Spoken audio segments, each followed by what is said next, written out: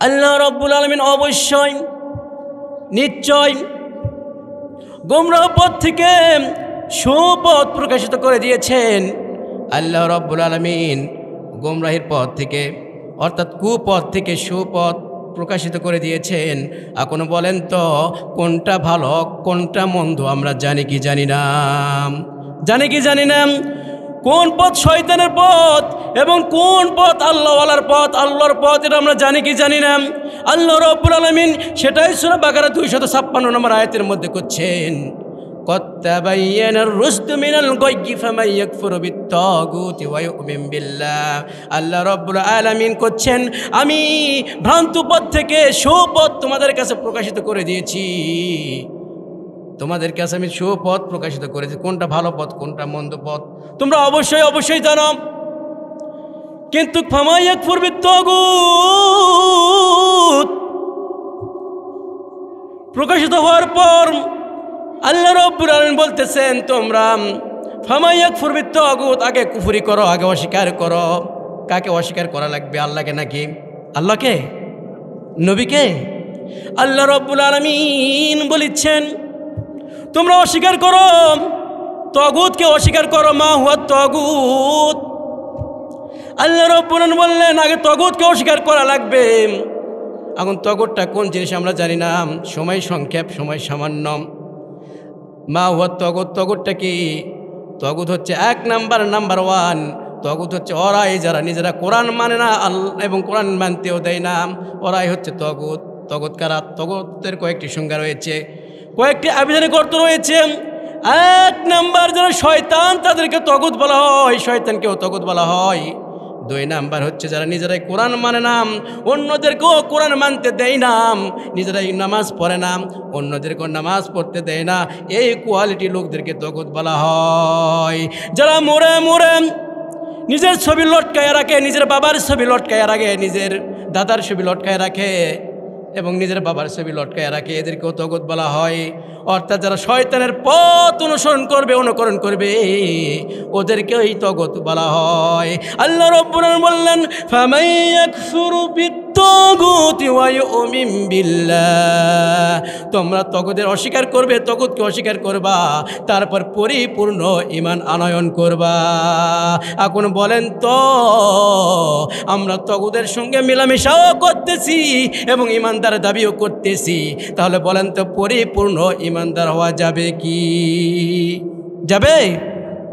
আল্লাহ নিজেই করছেন, সবার বাড়িতে কোরআনুল কারীম রয়েছে, কোরআনুল কারীম বঙ্গ অনুবাদনা কোরআন সবার বাড়িতে রয়েছে। আপনারা কোরআন খুলে দেখবেন আল্লাহ তাআলা কি করছেন। সূরা বাকারা 256 নম্বর আয়াতে ফামান ইয়াকফুর বিত্তাগুত, আগে তাগুতকে অস্বীকার করতে হবে, তাগুতের কুফরি করতে হবে, তাগুতকে বিচ্ছেদ করতে হবে, তাগুতকে 3 তালাকে তালাকে দিয়ে ওয়া ইউমিন বিল্লাহ, তারপর পরিপূর্ণ ঈমানদার হওয়া লাগবে।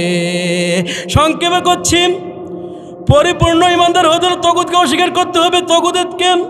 তাগুত যারা তাদেরকে 3 তালাকে বায়ান তালাক দিয়ে তাদেরকে তাদের পথ থেকে সরিয়ে আসতে হবে, তারপর পরিপূর্ণ ঈমান আনয়ন করা লাগবে। এখন ঈমান আনয়ন করতে গেলে 3টি পয়েন্ট, 3টি শর্ত আমাদের গ্রহণ করতে হবে। কয়টি? কয়টি? জোর হলো না, জোরসে বলো। 3টি শর্ত আমাদেরকে ধরা লাগবে, গ্রহণ করা লাগবে। নাম্বার 1 ইকরা বিল লিসান, নাম্বার 2 তাসদিক বিল জানান, নাম্বার 3 আমল বিল আরকান। এই 3টি গুণে গুণান্বিত যদি আমরা হতে পারি তাহলে আমরা ঈমানদার হতে পারবো।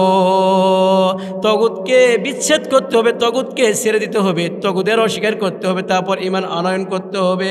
যদি আমরা ঈমান আনয়ন করতে পারি তাহলে আল্লাহ রাব্বুল আলামিন করছেন, তাহলে তোমরা যে রশিটি ধরলা এই রশিটি হচ্ছে মজবুত ও রশি। ফানফিসু লাহা ওয়াল্লাহু সামিউন আলিম, তাহলে তোমরা যে রশিটি ধরবা এই রশিটি ঈমানের রশি হচ্ছে মজবুত রশি, এই রশি কখনোই ছিঁড়বার নয়, ছিঁড়বে না। তাহলে ইমান আনয়ন করতে হবে, আগে তগুতকে বর্জন করতে হবে। কিন্তু তগুত মার্কার লোকদের সঙ্গে চলাফেরা করতেছি, খাওয়া দাওয়া করতেছি, চা খাচ্ছি, যারা নিজেরা আল্লাহকে মানে না, অন্যদেরকে মানতে দেয় না, তাদের সঙ্গে আমরা ক্ষমতার বলে বলিয়ান হয়ে চেয়ারের লোভে, ক্ষমতার লোভে আমরা কত কি করতেছি, কি করতেছি না করতেছি। ইমান আমল সব শেষ। আল্লাহ রাব্বুল আলামিন সেটাই করছেন। তারপর আল্লাহ রাব্বুল আলামিন করছেন তোমরা পরিপূর্ণ ইমানদার হবা, তারপর রশি এমন রশি ধরবা, এই রশি কোনোদিন ছিঁড়বা না, শয়তানও তোমাদেরকে ধরতে পারবে না। আল্লাহ রাব্বুল আলামিন বলতেছেন ইয়া আইয়ুহাল্লাযীনা আমানু তাকুল্লাহা ওয়া লা তাত্তাবিউ খুতুওয়াতিশ শাইতান ইন্নাহু লাকুম আদুউম মুবিন। হে ঈমানদাররা, তোমরা আমাকে ভয় করো এবং তোমরা তোমাদের শত্রু থেকে তোমাদের শত্রুর পদাঙ্ক অনুসরণ করো না, শয়তানের পথ অনুসরণ করো না।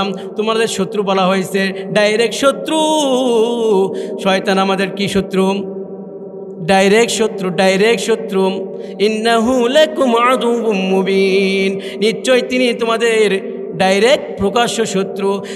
তাহলে শত্রু থেকে সাবধান হওয়ার দরকার আছে না নাই? আছে। আল্লাহ রাব্বুল আলামিন বললেন তোমরা পরিপূর্ণ যদি ঈমান আনতে পারো তাহলে আমি আল্লাহ রাব্বুল আলামিন তোমাদের অভিভাবক হয়ে যাব। আল্লাহ তাআলা নিজেই করছেন আল্লাহু ওয়ালিয়ুল্লাযীনা আমানু ইখরিজুহুম মিনাল যুলুমাতি ইলান নূর। তোমরা ওই শয়তানের পথকে বিচ্ছেদ করে, তাগুত মার্কা দলকে বিচ্ছেদ করে তোমরা যদি মজবুত রশি ধরতে পারো তাহলে আমি আল্লাহ রাব্বুল আলামিন, তোমরা যারা ইমানদার হবে, আমি আল্লাহ তাআলা তোমাদের অভিভাবক হয়ে যাব, তোমাদের বন্ধু হয়ে যাব। আল্লাহ তাআলা যদি কারো বন্ধু হয়ে যায় তার কোনো ভয় আছে নাকি? তার কোনো টেনশন আছে নাকি? তার কোনো চিন্তা আছে নাকি? আল্লাহ রাব্বুল আলামিন বললেন তোমরা যদি ইমানদার হতে পারো, তোমরা যদি শয়তানের দলেও থাকো, শয়তানের পথেও যদি থাকো, আমি আস্তে করে শয়তানের পথ থেকে নাম কাটাইয়া দিয়া আমি আল্লাহওয়ালাদের দলে তোমার নাম দিয়ে দিব। তোমরা যদি ইসলাম থেকে দূরে সরে থাকো, ইসলাম থেকে বিচ্ছিন্ন হয়ে থাকো, ইসলাম থেকে যদি দূরে থাকো, ইসলাম থেকে যদি বাদ পড়ে থাকো, তাহলে আমি আল্লাহ রাব্বুল আলামিন তোমরা শয়তানকে 3 তালাকে দেওয়ার পরে, তোমরা তাগুতকে বর্জন করার পরে আমি আল্লাহ রাব্বুল আলামিন তোমাদের ঈমান পরিপূর্ণ নিয়ে আসতে পারো, তাহলে আমি আল্লাহ রাব্বুল আলামিন শয়তান মার্কা দল থেকে আস্তে করে আমি আল্লাহ ওলি বানায়া দিব। ইখরিজুহুম মিনাজ যুলুমাতি ইলান নূর।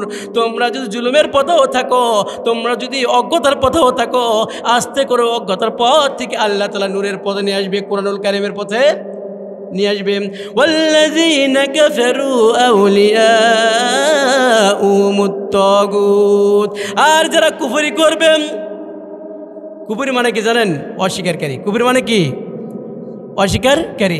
আর যারা কুফরি করবে, যারা অস্বীকার করবে, তাদের বন্ধু হচ্ছে শয়তান, তাদের বন্ধু হচ্ছে কে? তাগুত। তাদের বন্ধু কে? তাগুত। যারা আল্লাহকে মানে না, নবীকে মানে না, দিনকে মানে না, ইসলামকে মানে না, এরাই হচ্ছে তাগুত। আল্লাহ রাব্বুল আলামিন বললেন তোমরা যদি কুফরি করো তাহলে তাগুত তোমাদের অভিভাবক হয়ে যাবে।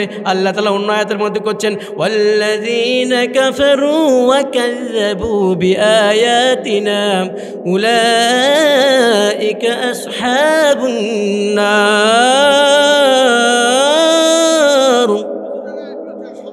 আল্লাহ রাব্বুল আলামিন করছেন যারা কুফরি করবে, যারা অস্বীকার করবে, আমার আয়াত সমূহগুলোকে যারা অস্বীকার করবে, আমি আল্লাহ রাব্বুল আলামিন তাদেরকে জাহান্নামের আগুন দিয়ে জ্বালাবো।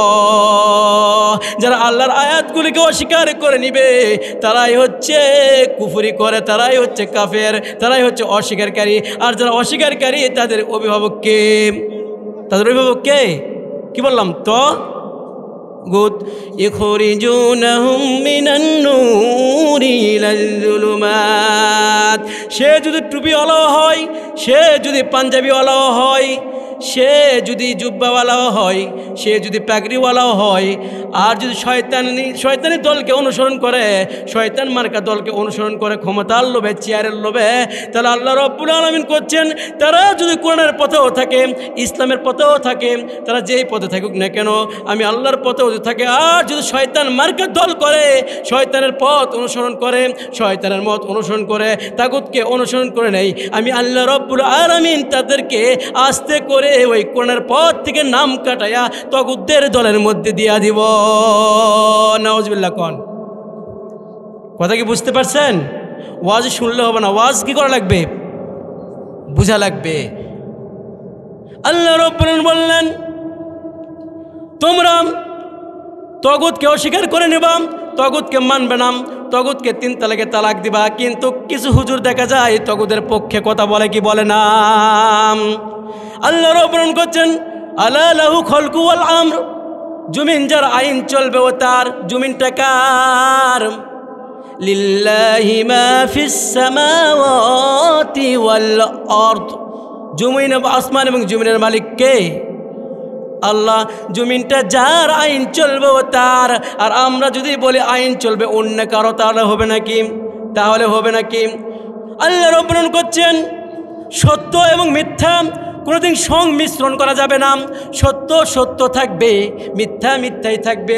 ওয়ালা তালবিসুল হাক্কা বিল বাতিলি ওয়া তাকতুমুল হাক্কা ওয়া আনতুম তা'লামুন, তোমরা সত্য এবং মিথ্যাকে সংমিশ্রণ করো না। জানা সত্ত্বেও তোমরা মিথ্যাকে কি করো না? মিথ্যাকে গোপন করিও না, সত্যকে গোপন করিও না। কিন্তু আমরা অনেকে কিন্তু তেলতেলা আছি, আমরা মিশে যাই কি যাই না? মিশে যাই। সম্মানিত ভাইয়েরা আমার, বন্ধুগণ আমার, যখন আপনি পরিপূর্ণ ঈমান আনয়ন করবেন, তখন আপনার বিভিন্ন ধরনের পরীক্ষা আসবে কি আসবে না? আসবে কি আসবে না? আল্লাহ রাব্বুল আলামিন বললেন, যারা আমার মুমিন বান্দা হবে, আমি মুমিন বান্দাদেরকে পরীক্ষা করব। আমি আল্লাহ তাআলা তাদেরকে পরীক্ষা করব। তারা যদি সত্যিকার মুমিন হয়, তাহলে অবশ্যই অবশ্যই তারা ধৈর্য ধারণ করবে। ওয়ালানাবলুওয়ান্নাকুম বিশাইইম মিনাল খাউফি ওয়াল জু'i ওয়া নাকসিম মিনাল আমওয়ালি ওয়াল আনফুসি ওয়াস সামারাত ওয়া বাশশিরিস সাবিরিন, আমি অবশ্যই তাদেরকে পরীক্ষা করব ভয় দিয়ে। কি দিয়ে? ভয় দিয়ে, ক্ষুধা দিয়ে, জেল দিয়ে, জুলুম দিয়ে, ফসলের ক্ষয়ক্ষতি দিয়ে, বিভিন্ন দিক দিয়ে আমি যারা মুমিন হবে তাদেরকে আমি পরীক্ষা করব। এখন বলেন তো, মুমিনদেরকে পরীক্ষা করা হয়েছে বিগত বাংলাদেশে? কি হয়েছে? হয়েছে জোর যার মূল্য তার। কথা ঠিক কি না? সব কিছু আমার আর আমার বাবার। এখন আছে? এখন কিন্তু নাই। আল্লাহ রাব্বুল আলামিন সেটাই করছেন। আল্লাহ রাব্বুল আলামিন বললেন, তোমরা শয়তানের পদাঙ্ক অনুসরণ করো না, কারণ তিনি তোমাদের প্রকাশ্য শত্রু। আপনাদের বাবা যদি আপনাদেরকে বলে শয়তান তোমাদের প্রকাশ্য শত্রু, তাহলে কি আপনারা মিশামিশি করবেন নাকি? মিশামিশি করবেন? মিশামিশি করবেন। আল্লাহ করছে প্রকাশ্য শত্রু। তাগুতকে অনুসরণ করা যাবে না, অনুকরণ করা যাবে না। যদি অনুকরণ করি, তাহলে আমাদের আমলগুলোই বেসাকসেস হয়ে যাবে, নষ্ট হয়ে যাবে। ওয়াল্লাযীনা আমানু ওয়া আমিলুস সালিহাত উলাইকা হুম জান্নাম হুম ফিহা খালিদুন। আমাদেরকে 2টি কাজ করতে হবে, তাহলে আমরা জান্নাতের অধিবাসী হব। কয়টি কাজ? 2টি কাজ করা লাগবে, তাহলে আমরা জান্নাত পেয়েই যাব। নাম্বার 1 ইমানদার হতে হবে পরিপূর্ণ। নাম্বার 2 আমিলে সলি করতে হবে। আমিলে সলির মধ্যে সব আছে, নামাজ, রোজা, হজ, যাকাত, যত ভালো কাজ, সমস্ত ভালো কাজ হচ্ছে কার মধ্যে? আমিলে সলির মধ্যে। যদি আমিলে সলি করতে পারি তাহলে আমরা সাকসেস। কিন্তু থাকতে হবে কি? ঈমান। আমার আলোচনায় কিন্তু ঈমান নিয়ে, কিন্তু আমাদের ঈমানের মধ্যে ভেজাল আছে না নাই?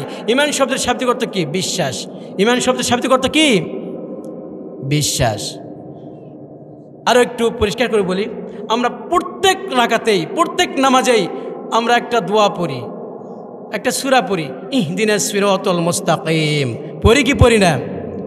পড়ি। কিন্তু এর অর্থ কি? এ আল্লাহ আমাকে সহজ এবং সরল পথ দেখাও। এখন সহজ এবং সরল পথ কোনটি? আল্লাহ নিজে করছে। وأن هذا صراط مستقيم فاتبعوه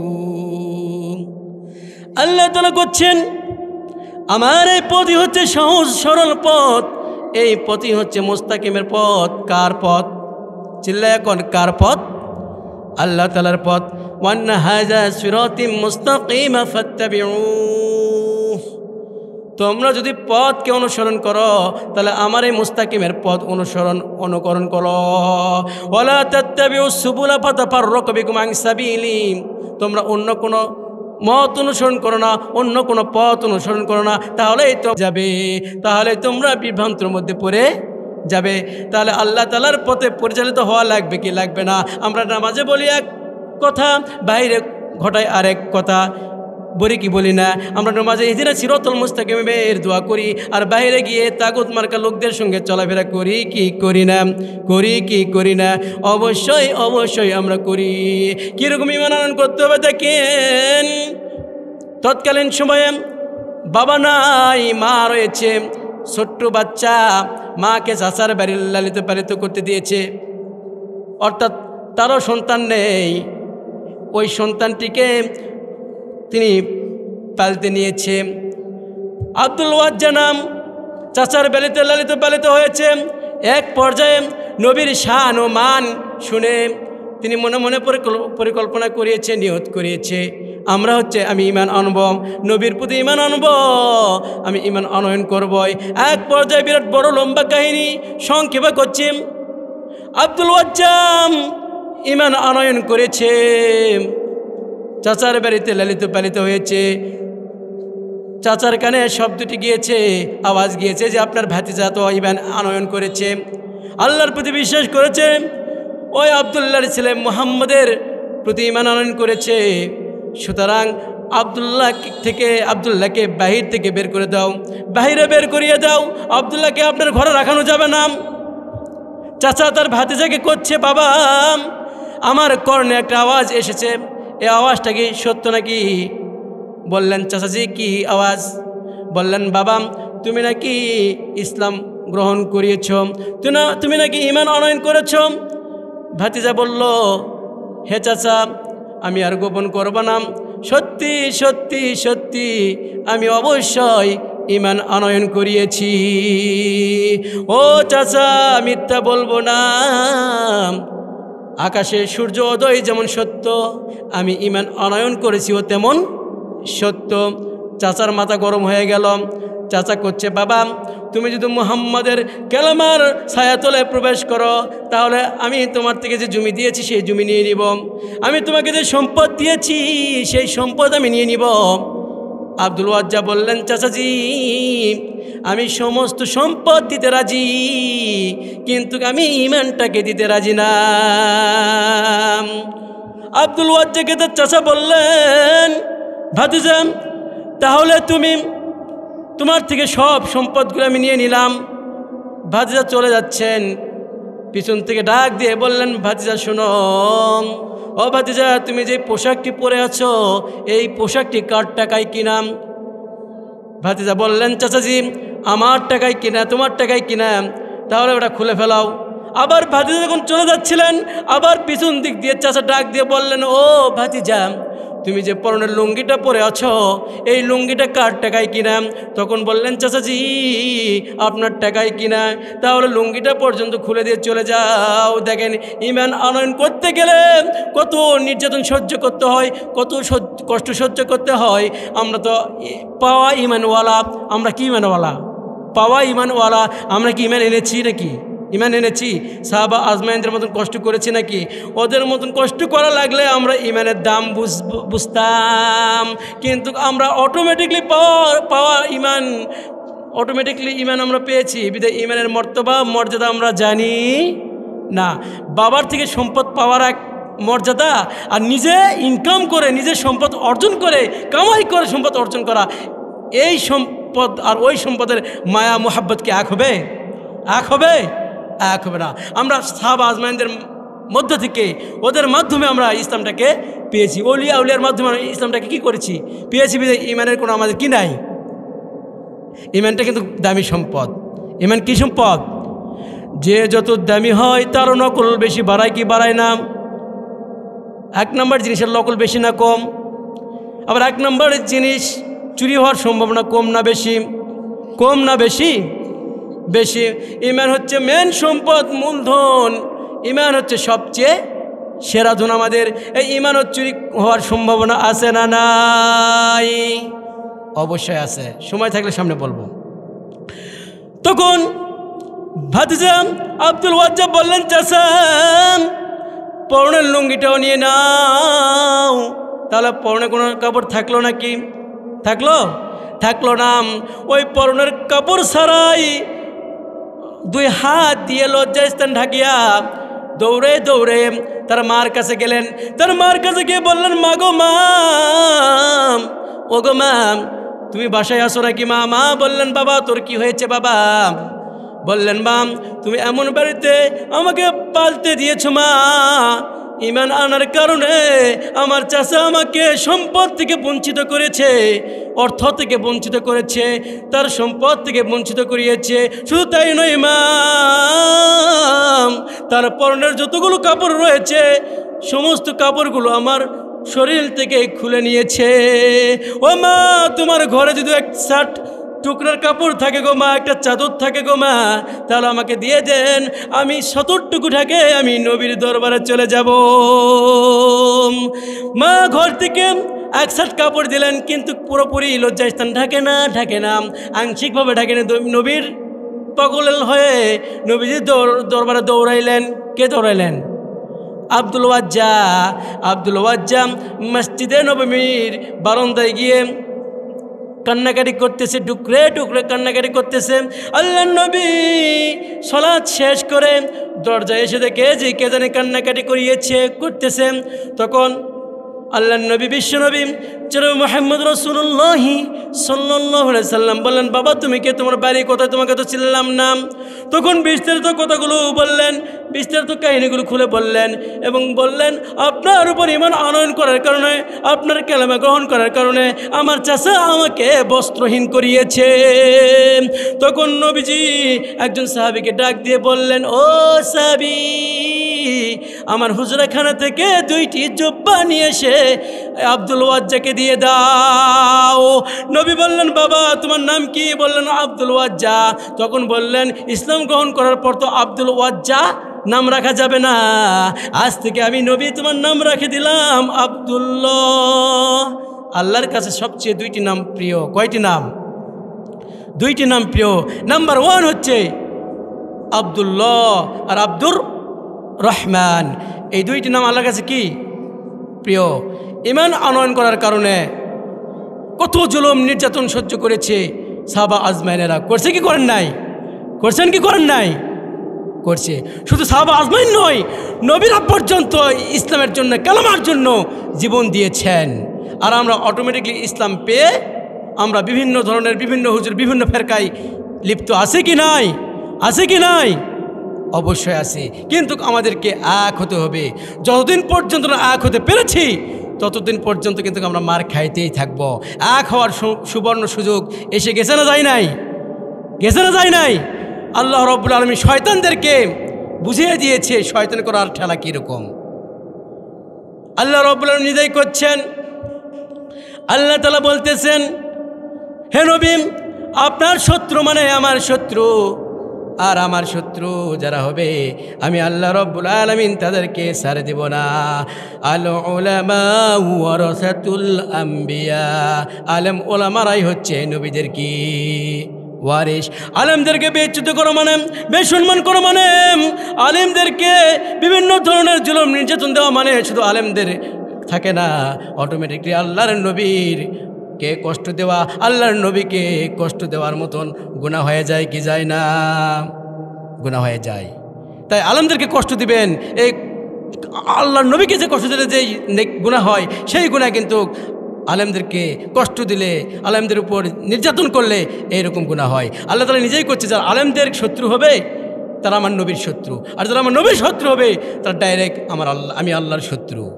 আল্লাহ নিজেই করছেন, উলাইকা হাবিতাত আমালুহুম ফিদ দুনিয়া ওয়াল আখিরা, ওই সমস্ত লোকদের আমলগুলো, দুনিয়ার আমল এবং আখিরাতের আমলগুলো আমি বরবাদ করে দেই, বিনষ্ট করে দেই, নষ্ট করে দেই।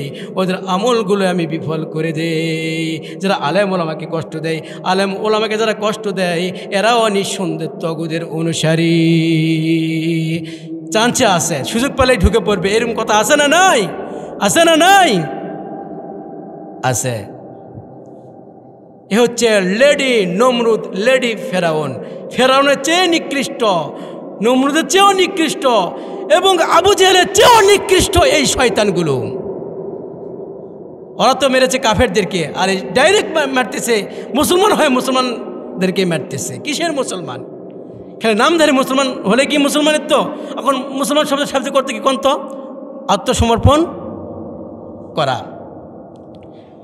যারা এই করে লোক, নিঃসন্দেহ এরা জারজ সন্তান, এদের বাবার ঠিক নাই। প্রমাণলেন উতুল্লিম বা'দা যালিকা জানিম। আল্লাহ রব্বুল আলামিনের নবীর দরবারে একজন দুষ্ট লোক ছিল। তৎকালীন সময়ে গিয়ে নবীকে বিরক্ত করত, নবীকে জাদুকর বলতো, নবীকে রাজ্য কাব্য রচনাকার বলতো, নবীকে জাদুকর বলতো, নবীকে বিভিন্ন ধরনের কথা বলতো, নবীকে ক্ষিপ্ত করত। এইরকম ওলিদ বিন মুগিরার নাম শুনছেন নাকি? শুনছেন? আল্লাহর নবীকে বরাবর বিরক্ত করত। রাস্তায়, পথে, ঘাটে, মাঠে, সব জায়গায় নবীর সঙ্গে দেখা হলে নবীকে বিরক্ত করত, অসহ্যকর কথা বলতো। একদিন নবীকে বলছে, হে আল্লাহর নবী, তুমি তো নিজেকে নিজেই নবী দাবি করো, আমরা তো তোমাকে নবী মানি না। অন্তরা নবী মানে, কিন্তু প্রকাশ্যে করছে আমরা তো নবী মানি না। তুমি কিসের নবী? তুমি তো একটা জাদুকর, তুমি তো একটা কাব্য রচনা কর। আল্লাহর নবী বললেন, হে ওয়ালিদ বিন মুগিরা, তুমি যে কথাটা বললাম, এ কথাই তুমি বলতে পারলাম? আমি জাদুকর নই, আমি কাব্য রচনা কর নই। তুমি আমাকে বলেছো, তুমি তোমার ক্ষমতার জোরে বলছো, তুমি তোমার ক্ষমতার বলে বলিয়ান হয়ে কথাটা বললাম। হে ওয়ালিদ বিন মুগিরা, আমি বললাম, তুমি আমার বিরোধিতা করছো না, তুমি ডাইরেক্ট আল্লাহর বিরোধিতা করছো। হে ওয়ালিদ বিন মুগিরা, তোমার জন্মের অবশ্যই সমস্যা রয়েছে, তোমার সমস্যা আছে বিধায় তুমি ইসলামের বিরোধিতা করছো। তখন নেতার মাথা গরম। কার গরম? ওয়ালিদ বিন মুগিরার মাথা গরম। ওয়ালিদ বিন মুগিরা করছে, হে আব্দুল্লাহর বেটা মুহাম্মদ, তোমার এত বড় সাহস, তুমি আমাকে পিতৃ পরিচয়হীন জারজ সন্তান বলতে পারলাম? তখন বলল, হে ওয়ালিদ বিন মুগিরা, তুমি তোমার গর্ভধারিণীর মা থেকে শুনে আসো, মার মুখ থেকে শুনে আসো, তুমি কি বৈধ না অবৈধ? ওয়ালিদ বিন মুগিরা ওখান থেকে দৌড়াইয়া তার মার কাছে চলে গেলেন।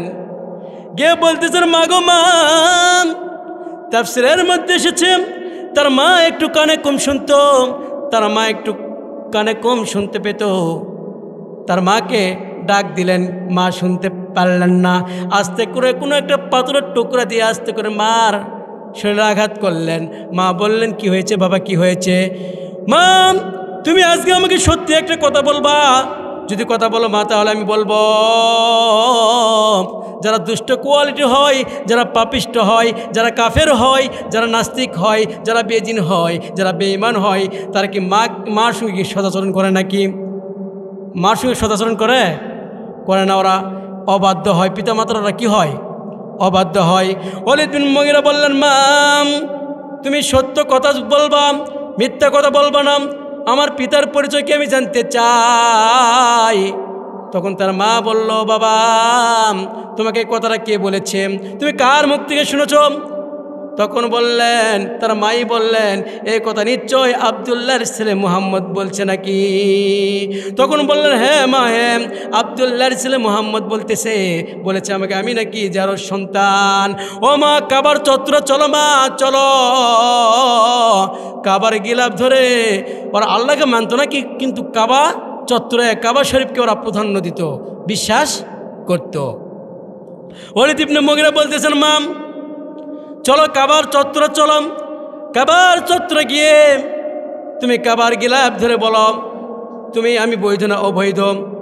তখন মা বললেন, ও বাবা, শোনো, আব্দুল্লাহর ছেলে মুহাম্মদ যা বলেছে সেটাই সত্য বলেছে। ও আসসালামু আলাইকুম ওয়া রাহমাতুল্লাহি ওয়া বারাকাতুহু।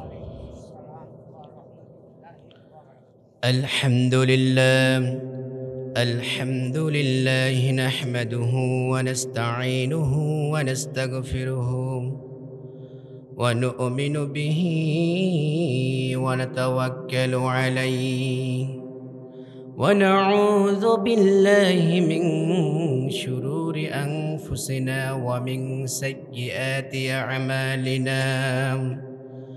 من يهده الله فلا مضل له ومن يضلل فلا هادي له ونشهد أن لا إله إلا الله وحده لا شريك له ونشهد أن سيدنا وحبيبنا ومولانا محمدا عبده ورسوله الذي أرسله بالحق بشيرا ونذيرا وداعيا إلى الله بإذنه وسراجا منيرا.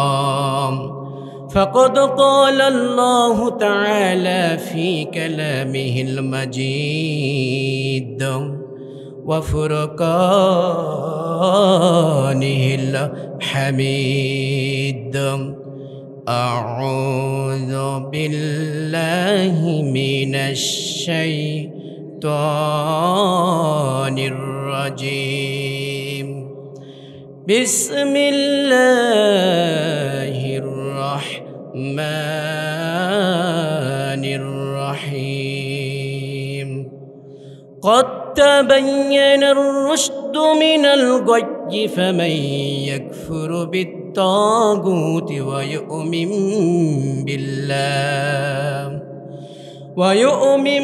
بالله فقد استمسك بالعروة الوثقى لا انفصام لها والله سميع عليم. وإذ قال الله تعالى في شان حبيب إن الله وملائكته يصلون على النبي يا أيها الذين آمنوا صلوا عليه وسلموا تسليما. اللهم سيدنا مولانا محمد وعلى آله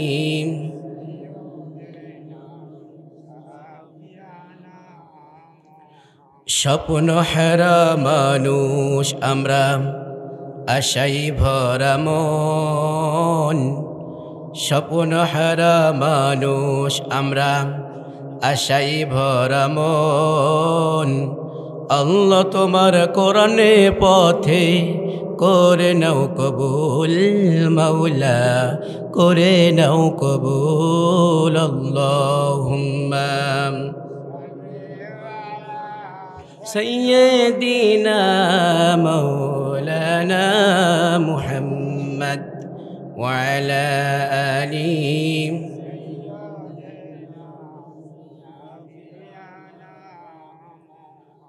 رسول আমার ভালোবাসা রসুল আমার আলো আশা রসুল আমার প্রেম বিরহের মূল আলোচনা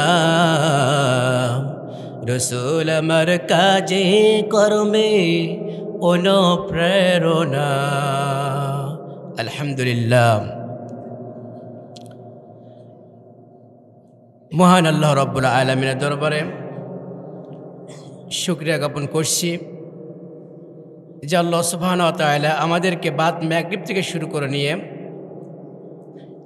এবং সলাতুল ইশা জামাতের সহিত আদায় করবার পর কোরআনুল মাজলিসে কোরআনুল কারিমের মাহফিলে বসার তৌফিক দিলেন সুস্থ শরীরে সুস্থ মস্তিষ্কে। সেই মহান মুনিবের দরবারে সন্তুষ্টির চিত্তে দিল থেকে শুকর সুজুদ পেশ করছি, পড়ছি আলহামদুলিল্লাহ। বিশ্ব মানবতার মুক্তির দূত উম্মত কন্ডারি খাতামুন নবিয়্যিন রহমাতুল্লিল আলামিন জনাবে মুহাম্মদ রাসূলুল্লাহ সকলেই পড়ছি সাল্লাল্লাহু আলাইহি ওয়াসাল্লাম। সময় একেবারে সংকীর্ণ, ভূমিকা ছাড়াই আলোচনা। আমি যে আয়াতে কেরামে তেলাওয়াত করছি সূরাতুল বাকারার 256 নম্বর আয়াত। কয় নম্বর আয়াত? 256 নম্বর আয়াত। আল্লাহ রাব্বুল আলামিন কি করছেন এই আয়াতকে? এই আয়াতের মধ্যে আল্লাহ তাআলা কি মেসেজ দিচ্ছেন সেটা আমি বলবো। ওমা তাওফীকি ইল্লা বিল্লাহ।